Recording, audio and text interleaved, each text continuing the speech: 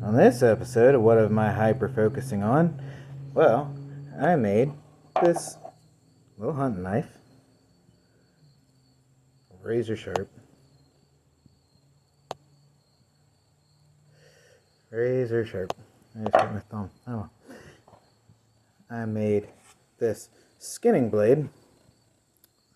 As you can see, it is also sharp.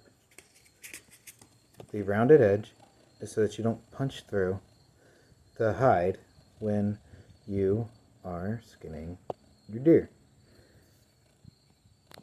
So, that is pallet wood handle. So is this one.